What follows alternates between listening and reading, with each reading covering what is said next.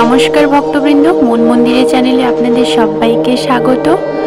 আজ আমরা আলোচনা করব মহাদেবের এক বিশেষ ব্রত, অঘোর চতুর্দশী ব্রত। এটি এমন একটি ব্রত যা জীবনের সব বাধা দূর করে এবং ভক্তকে শিবের আশীর্বাদে শক্তি প্রদান করে। তাহলে চলুন শুরু করি। অঘোর চতুর্দশী হল ভাদ্র মাসের কৃষ্ণপক্ষের চতুর্দশী তিথিতে পালিত একটি বিশেষ ব্রত। এই দিনে মহাদেবের অঘোর রূপে পূজা করা হয়। শিবের 5টি মুখের মধ্যে এক মুখ হলো অঘোর। এই রূপে তিনি ভয়ঙ্কর হলেও ভক্তদের প্রতি অপরিসীম করুণাময়।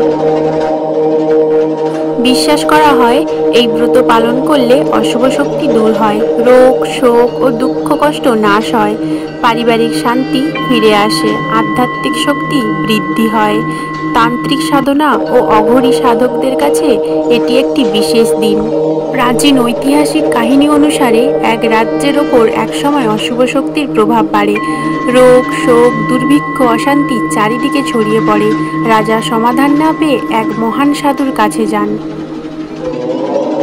সাধু বলেন, ভাদ্র মাসের কৃষ্ণপক্ষের চতুর্দশী তিথিতে মহাদেবের অঘোর রূপের পূজা করো, সব সমস্যা দূর হবে। রাজা উপবাস থেকে শিবলিঙ্গে জল বেলপাতা ও ফুল অর্পণ করে পূজা করলেন। অলৌকিকভাবে রাজ্যের দুঃখ দূর হলে সুখ শান্তি ফিরে এলো। চতুর্দশী তিথি শুরু হচ্ছে 21শে আগস্ট বৃহস্পতিবার সন্ধ্যে 7:10 এবং চতুর্দশী তিথি শেষ হচ্ছে 22শে আগস্ট শুক্রবার সন্ধ্যা 6:53। উপবাস পালন। সকালে স্নান করে শুদ্ধ বস্ত্র পরে পুজো করতে হয়। শিবলিঙ্গে জল দুধ বেলপাতা ধুতরা আকন্দ ফুল গঙ্গা জল ও চন্দন অর্পণ করতে হয়। মন্ত্র জপ করতে হয় ওম নমঃ শিবায় বা ওম অঘোরায় নমঃ। পুজোর পর ব্রতকথা পাঠ করতে হয়। উপবাস ভঙ্গের সময় শুধুমাত্র নিরামিষ ভোজন শ্রেয়। অঘোর চতুর্দশীর মাহাত্ম্য।